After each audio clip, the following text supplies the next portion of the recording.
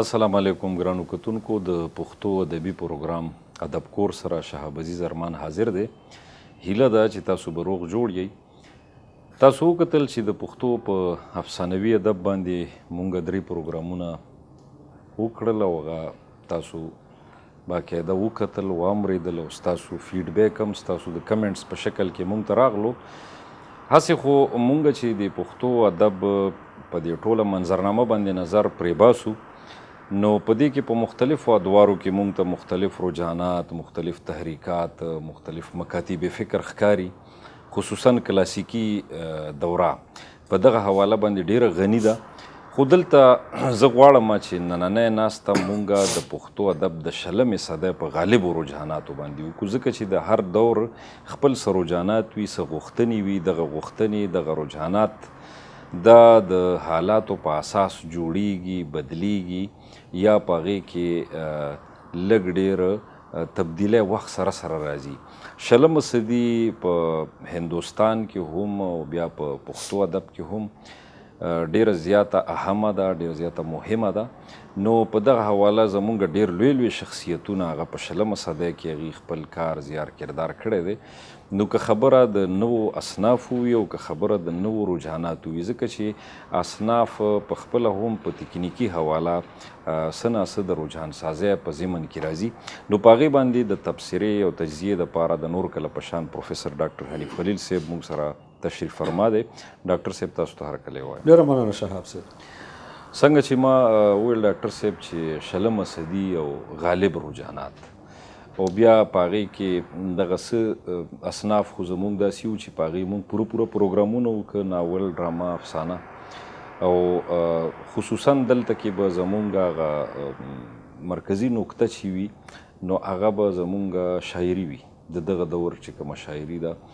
نو په رجحان باندې بیا په تحریک باندې او په مکتب باندې په هغې باندې ستاسو سیر حاصل بحث تبصره زمونږ په تیر سیزن کې راغلی و او د هغې چې کوم بیلګونونه دي او د هغې کومه درجه بندي ده نو هغه زمونږ ګرانو کتونکو کتلې هم ده، اورېدلې ده او هغه د ادب کور د لومبي سیزن په کتاب کې چاپ هم ده. هغې هغه ځای نه استفاده کولی شي. اول خبره چې په دې وشي چې 20مه صدي د پښتو ادب په حواله څومره اهمیت لري؟ بیا مننه شهاب صاحب چې دومره اهمه موضوع او دومره اهم یو تاسو پروګرام راوړی دی چې 20مه صدي او غالب رجحانات او بیا ستاسو دا پوښتنه چې ولې اهمه ده او د رجحاناتو په حواله څه اهمیت لري. نو زه به دا وایم چې دا هم 20مه صدي ده چې یوازې پښتو ادب نه بلکې په نړیوال ادب کې دغه په یو ځای چې ډېر زیات نوي رجحانات یا غالب رجحانات یا نوې خبرې یا نوي اصناف راغلي دي. دا چې په 20مه صدۍ کې څومره شوي دي نو د 20مې صدۍ نه مخکې تاسو په 10-15 صدو کې هم دومره تیزۍ سره دا د غالب رجحاناتو غلبه چې ده دا تاسو نشئ لیدی. نو 20مه صدۍ خو د ډېره اهمه ولې ده، د هغې خپل وجوهات شته. خو موږ ته دا پته ده چې ادب چې دی که هغه نثري دی او که هغه منظوم دی هغه اثر اخلي د ټولنې نه او په ټولنه کې ځینې عوامل وي چې هغه سیاسي وي، هغه مذهبي وي، هغه سماجي وي او هغه د هغه ټولنې سره تړلې او پیوست ځینې کلتوري خبرې وي چې ادب د هغې ترجماني کوي. نو هغه ادب چې دی بدلیږي هم، نوي څیزونه قبلوي هم او د زړو څیزونو په نوي شکل اظهار هم کوي. 20مه صدي په دې اهمه ده چې زمون په مشرقي ژبو کې چې کوم ادب تخلیق کېدو نو خصوصا د بر صغیر به ورته موږ ووایو، یعنې هند و پاک به ورته ووایو چې دلته څومره ژبې وي نو په هغې کې چونکې د انګریز غلبه وه او انګریز حکمرانو او د انګریز په موجودګۍ کې د ټولنیز بدلونونه ډېر په تیزۍ سره تلل راتلل. موږ په ځینې پروګرامونو کې خبرې کړې هم دي چې د انګریز په دې بر صغیر کې د حکمران په حیث په 1850 کې د حکمران جوړ شوی دی. 1859 پورې د پنجې مضبوطی کړي دي او 1859 کې چې کوم د جنگ آزادۍ دغه واقعه ده دې نه پس د انګریز په خپله کوشش کړی دی چې څه د انګریز د طرفه د دې نړۍ د ژبو کې زموږ د بر صغیر د ژبو په حواله خبرې وشي او ځینې د انګریز په مخالفت کې شوي دي. دغه دواړه څیزونه غالب رجحاناتو که انګریز په خپله کړي دي او د څه خاص مقصد دپاره یې کړي دي او که د انګریز په مخالفت کې شوي دي او د څه خاص مقصد دپاره شوي دي دغه دواړه غالب رجحانات جوړ شوي دي. د مثال په طور زمونږ په دې سیمه کې د انګریز د راتلو نه بعد چې دی د ریسرچ نوې میتھډالوجي، د تحقیق نوې انداز، تحقیق کې د سند اهمیت، تحقیق کې د ډیټا د کولیکشن مراحل او د هغې د استعمال چې کوم طریقه ده، دا څیزونه د انګریز راتلو نه بعد شوي دا یو نوی رجحان او ډېر زر غالب رجحان جوړ شو او تر ننه پورې د دې رجحان هغه اثرات دي چې تحقیق به څنګه کوو او د تحقیق استناد د ریفرنس یا د حوالې دپاره څومره ضروري دی. تنقید چې کوم اهم څیز دی د تحقیق سره هغه هم په دغه شلمه صده کې په نوو بنیادونو باندې تنقیدي افکار عام شوي دي. بلکې دا زموږ درجه بندي به هم د تنقید هماغه د مغربي ادب نه استعاره وي. بالکل دا هم صحیح خبره ده چې د تحقیق او تنقید چې دغه کومې نوې خبرې وي، نوې رویشونه او طریقې وي، دا همدغې څیز سره تعلق لري چې د انګریز دلته موجود دي. او بیا چې د موږ ورته مستشرقین وایو یا اورینټلیسټ وایو نو هغوی چې څومره کارونه کړي دي هغه نوي رجحاناتو د نوي رجحان او غالب رجحان کې فرق دی. ځینې نوي رجحانات معدوم شو، غیب شو، پاتې شو، خو زیات نوي رجحانات غالب رجحانات جوړ شو چې په هغې کې تحقیق تنقید نه علاوه ځینې داسې رجحانات دي چې صرف په شاعرۍ باندې اثر کوي. هغه شاعرۍ ته چې موږ راځو نو هغې کې موږ دا ګورو چې دوه قسمه خبرې دي. یو ته مونږ فکري رجحانات ویلی شو او یو ته مونږ صنفي ټینډنسي ویلی شو. یعنی زمونږ د اولس یو میلان یا یو رجحان یا جوکاو دا ټکو زه بخښنه غواړم خو په دې ټکو به زیات ابلاغ وشي چې زمونږ د دې سیمې د دانشورو یو میلان دغه طرف ته لاړو چې اصناف تم نوي راوړو نو مونږ په رجحاناتو کې هم د بحث موضوع جوړولی شو او ځینې زمونږ چې کوم رجحان او میلان دی دې طرف ته لاړو چې خبرې څه دي، فکر څه دی، موضوعات څه دي، معنویت څه دی. نو هغه طرف ته هم چې زمونږ لیکوالو غور وکړو نو په هغې کې ځینې څیزونه نوي وو او په وړومبو مرحلو کې پاتې شو. ځینې داسې وو چې هغه غالب رجحانات جوړ شو. نو اوس که مونږ په دغه تناظر کې په شاعرۍ کې ګورو نو مونږ سره په اصنافو کې ګوره د آزاد نظم، مورا نظم، د هایکو، کینټو او بل ډېر څیزونه چې دي هغه صنفونه دي. هغه صنفونه مونږ سره راغله.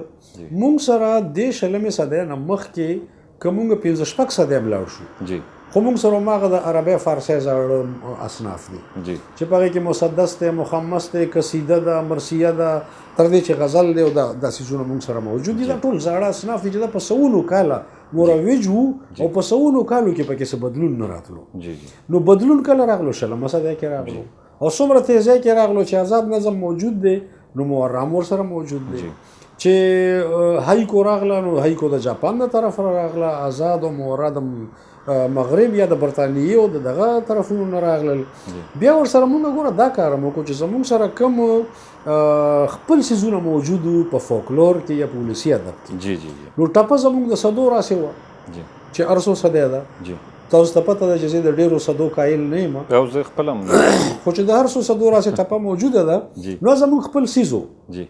خو زمونږ د لیکوالو د شاعرانو میلان هغه طرف ته لاړو چې د ټپه کې هم څه بدلون پکار دی. نو بدلون یې دا وکړو چې یو نوی صنف یې ترې راوویستو، ټپهیزه، پکې ځینې خلکو ټکوریزه څیزونه راوویستل. اوس دا نوي رجحانات دي خو دا له غالب رجحانات نه دي جوړ شوي. غالب رجحان چې په صنفونو کې کم دی هغه د آزاد نظم دی او د مورا نظم دی. دا دواړه پښتني معاشرې هم قبول کړو او نورې مشرقي معاشرې هم قبول کړو. خو دغه اصنافو سره سره ځینې داسې وو چې نوي وو خو ختم شو لکه کینټو اوس هم څوک نه پیژني او داسې ځینې نور څیزونه چې دي په هغې کې سانټ خلکو لږ ډېر قبول کړو چې 14 مصرې یو بند به لیکي او د سانټ په شکل کې خو هغه هم غالب رجحان نه دی. غالب رجحان په صنفونو کې صرف آزاد او مورا نظمونه دي. او بیا که تاسو دې ته ګورئ چې په فکري رجحاناتو کې څه دي نو فکري رجحاناتو کې به زه خبره رالنډه کړم ځکه چې دا ډېر وسیع بحث. یعنې په فکري رجحاناتو کې مونږ سیاسي، مذهبي، نفسیاتي، جمالیاتي ځینې داسې رجحانات واخیسته چې مغرب کې ډېر بره تلي. مغرب کې د ادب جرړو ته رسېدلي ډېر خواره شوي مونږ ته نوي نوي راغلي. نو مونږ په ادب کې د جمالیات نوې زاویې، نوې نظریې ځای کې مونږ د وجودیت او د نفسیات ځینې زاویې او ځینې رویې چې دی د ادب برخه شعوري طور جوړه کړه. جی مونږ د سیاسي رجحانات چې دي جی. د سیاست نه ډېرې خبرې پیدا شوي دي. بالکل. که زمونږ مقصدیت دی، که ترقي پسندي ده، که ټولنیز شعور دی، جی. که مزاحمتي شاعري ده، جی. هم د یو جابر خلاف وي. بالکل. دا فکري رجحانات چې دی دا ټول په شلمه صدۍ کې عام هم شو او غالب هم شو، نوي خو وو. او دغه شان د رومانویت چې کوم زړي مخکې نه موجود وو، د مغربي تحریک په نتیجه کې زموږ لیکوالو په نوي انداز پیش کړو. نو خبره به په دې رالنډه کوم چې دا رجحانات چې تاسو ورته غالب وایي، نو دې کې بس دومره فرق وکړي چې څه نوي رجحانات وو هغه ختم شو، په هغه نوو کې چې څه غالب پاتې شو نو څه صنفي دي او څه فکري دي چې په دې باندې مزید خبره کېږي. بالکل. یو مختصر تپوس دې سره دا ملګری کوم چې آیا موږ دا ویلی شو چې زمونږ دا نوي رجحانات که هغه صنفي دي او که هغه فکري دي، خو چې دلته کم سامراجي دور دی نو دا هم د هغې په نتیجه کې په رد عمل کې د هغې په اثر او په تاثر کې داسې موږ ویلی شو چې دا منځته راغلي دي. دا بالکل ویلی شو. کله چې سامراجیت غلبه وکړه او سامراجیانو د خپل دفاع دپاره یو جواز پیش کولو، نو هغوی خو هم څه نوې خبرې وکړې که نه، هغه هم نوي رجحانات خو وو. بالکل. لکه ما چې تاسو ته مثالونه درکړم. بالکل. چې د زمونږ په دې اقدارو، زمونږ په مذهب، زمونږ په کلتور، زمونږ په ادب چې د نوې زاویې نه تحقیقات وشو، دا د سامراجیت پیداوارو. بالکل. خو نوې څیز و، مونږ په هغه انداز تحقیق نه و کړی. نو دغه شان دی چې هغې تنقید کې کومې نوې خبرې شاملې کې دا نوې څیز و، غالب رجحان هم جوړ شو. او بیا که مونږ د هغه سامراجیت خو جواز دا و چې انګريز دا ویل غواړي چې زه ستا سیمې ته راغلی یم، نو تا د مهذب جوړولو دپاره زه راغلی یم، تا باندې زه ظلم نه کوم، جبر نه کوم، سره دی چې کول وي. خو د هغه جواز دا و چې زه په تا ریسرچ کوم، زه تا ته ستا جمهوري شعور ښیم، تا تعلیمي سطح راوچتوم، تا ته مې ادارې جوړې کړې، کالجونه مې جوړ کړه، انفراسټرکچر مې درکو، دا د هغې د جواز په طور کول. خو فایده یې دا وشوه چې زمونږ په ادب کې، په ټولو مشرقي ژبو کې او په پښتو کې څه نوې خبرې راغلې او هغه غالب رجحانات جوړ شو. خو چې په رد عمل کې څه شوي دي نو هغې خو ډېر لوی وده ورکړې ده، هغه خو تحریکونه دي. بالکل. یعنې په رد عمل کې که موږ دا ګورو که نه چې لکه د سامراجیت خلاف کوم مزاحمت دی، نو مزاحمتي تحریک په عالمي لیول هم موجود و، خو زمونږ په مشرقي شاعرۍ کې چې کوم مزاحمت دی د هغې مثالونه په نوره نړۍ کې کم ملاویږي. بیا دغه شان چې مونږ کوم ترقي پسند شعور دی، نو خو مونږ سرمایه‌دارانه او جاګیردارانه نظام خلاف یو ریاکشن و، نو په نړۍ کې موجود دی. خو چې دې سیمه کې کم پوټینشل و، دې سیمه کې هغې ته کم حالات جوړو، هغه په دنیا کې کم په نظر راځي. یا دلته کې چې زمونږ کم قبایلي ژوند و، نو هغه د یو فرسټریشن ښکار و، او په هغه قبایلي ژوند باندې لکه قبایلي ژوند کې خو بای نیچر په فطرت سره ازادي شامله ده. نو چې لومبی ستا ازادي څوک قبضه کړي، ازادي تا نه واخلي، نو رد عمل خو به راځي. نو موږ په رد عمل کې انقلابي شاعري مو کا، موږ د رومانویت په خپله یو انقلابي رویه ده. روماني شاعري په نوي انداز وکړه، موږ د ترقي پسند شعور دپاره نوې خبرې راوړې، موږ سیاسي هره خبره د ادب برخه جوړه کړه، زموږ سیاسي تحریکونو ادب ته وده ورکړه. نو دا هم د سامراجیت پیداوار دی. یعنې زما د ټولو خبرو خلاصه ما دې ته راوستل غوښتل چې که سامراجیت د جواز دپاره څه کړي دي نو هم د سامراجیت ته کریډټ ځي، او که د سامراجیت پر رد عمل کې څه شوي دي نو هم د سامراجیت په موجودګۍ کې دا نوې خبرې راغلي. ډېره مننه ډاکټر صاحب. ګرانو کتونکو، موږ سره د یوې وړې دمې وخت شوی دی، موږ سره اوسئ.